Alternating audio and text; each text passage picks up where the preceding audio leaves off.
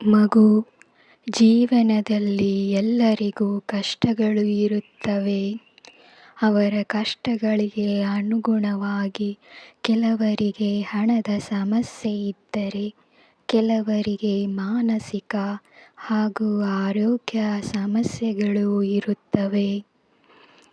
ಕೊರತೆ ಯಾವುದೇ ಇರುವ ಜನರು ಇರಲಿ, ಈಗಿನ ಜನರು ಮಾನಸಿಕವಾಗಿ ಸಮಸ್ಯೆಗಳನ್ನು ಅನುಭವಿಸುತ್ತಿದ್ದಾರೆ. ಆದರೆ ವಾಸ್ತವದಲ್ಲಿ ಎಲ್ಲರೂ ಒಂದೇ. ಈ ವಾಸ್ತವದಲ್ಲಿ ಕೆಲವರು ನಿರ್ಗತಿಕರು ಇರುತ್ತಾರೆ.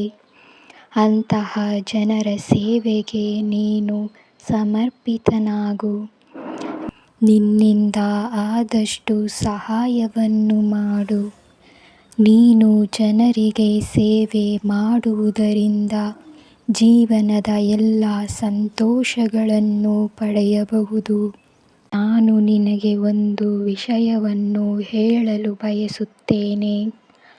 ಸಹಾಯ ಪಡೆಯಲು ಬಯಸುವವರು ಅಥವಾ ಜೀವನದಲ್ಲಿ ಏನಾದರೂ ಕೊರತೆ ಇರುವಂತಹ ವ್ಯಕ್ತಿಗಳು ನಿಮ್ಮಿಂದ ಹೇಗೆ ಸಹಾಯ ಕೇಳಬೇಕು ಎಂಬ ಮುಜುಗರಕ್ಕೆ ಒಳಗಾಗಬಹುದು. ನೀವು ಅರ್ಥ ಮಾಡಿಕೊಂಡು ಸಹಾಯವನ್ನು ಮಾಡು. ನಿನ್ನಿಂದ ಅದು ಸಾಧ್ಯವಾಗದಿದ್ದರೆ ಅವರನ್ನು ಕೀಳಾಗಿ ನೋಡಬೇಡ.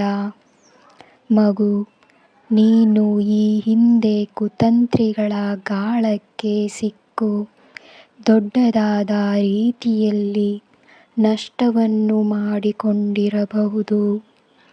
ಅದು ವ್ಯವಹಾರದಲ್ಲಾಗಲಿ ಅಥವಾ ಸಂಬಂಧದಲ್ಲಾಗಲಿ.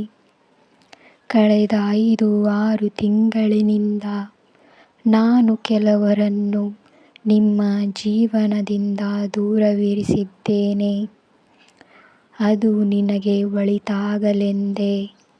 ಅರ್ಥ ಮಾಡಿಕೋ. ಅವರು ನಿನ್ನ ಖುಷಿಯನ್ನು ಹಾಗೂ ನಿನ್ನ ಕುಟುಂಬದ ಖುಷಿಯನ್ನು ಬಯಸುವುದಿಲ್ಲ, ಏಕೆಂದರೆ ಅವರು ಕುತಂತ್ರಿಗಳು. ಅಂತಹ ಜನರ ಸಹಾಯದಲ್ಲಿ ಅಥವಾ ಸಹವಾಸದಲ್ಲಿ ನೀನು ಇರಬಾರದು. ಅಂತಹ ವ್ಯಕ್ತಿಗಳ ಮಧ್ಯ ನೀನಿದ್ದರೆ ನಿನ್ನನ್ನು ಮಾನಸಿಕವಾಗಿ ಕುಗ್ಗಿಸುತ್ತಾರೆ. ಕರ್ಮ ಸಂಭವಿಸುತ್ತದೆ.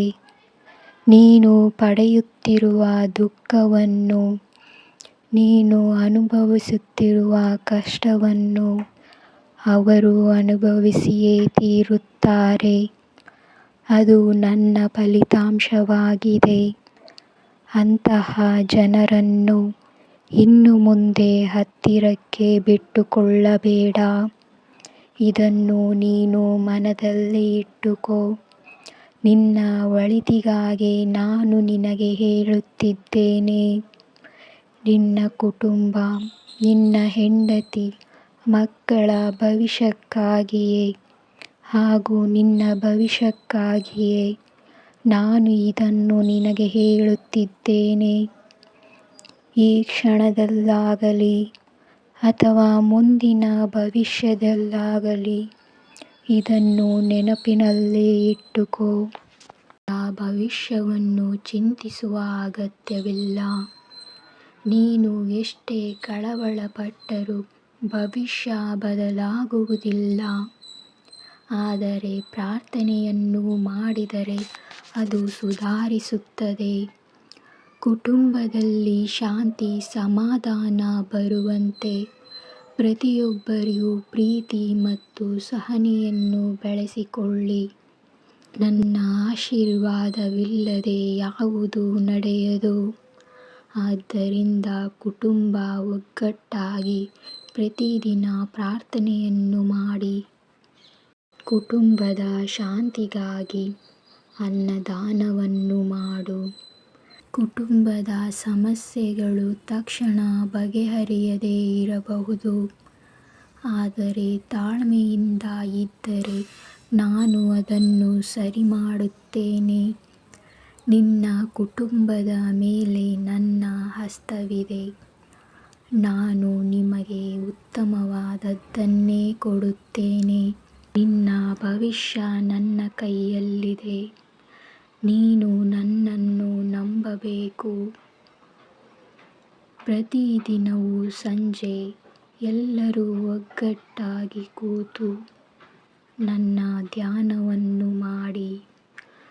ಮನೆಯಲ್ಲಿರುವ ನಕಾರಾತ್ಮಕ ಶಕ್ತಿ ದೂರವಾಗುತ್ತದೆ ಹಾಗೂ ನನ್ನ ಕೃಪೆಯಿಂದ ಭವಿಷ್ಯ ಶಾಂತಿಯಾಗಿರುತ್ತದೆ. ಮಕ್ಕಳು ದೇವರವರ. ಅವರ ಭವಿಷ್ಯವನ್ನು ನಾನು ನೋಡಿಕೊಳ್ಳುತ್ತೇನೆ. ನೀನು ಪ್ರಾರ್ಥಿಸು, ಶ್ರದ್ಧೆಯಿಂದ ಇರು. ಮಕ್ಕಳ ಭವಿಷ್ಯದ ಬಗ್ಗೆ ಅತಿಯಾಗಿ ಚಿಂತಿಸಿದಾಗ ನಕಾರಾತ್ಮಕ ಶಕ್ತಿ ಬರುತ್ತದೆ. ನನ್ನ ಮಾತನ್ನು ನಂಬು.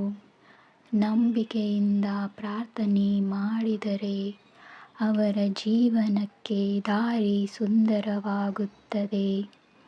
ಮಕ್ಕಳ ಜೀವನದಲ್ಲಿ ಯಾವುದೇ ವಿಳಂಬ ಇದ್ದರೂ ಕೂಡ ಅದು ಸರಿಯಾದ ಸಮಯಕ್ಕೆ ನಡೆಯಲು ನಾನು ವ್ಯವಸ್ಥೆಯನ್ನು ಮಾಡುತ್ತೇನೆ.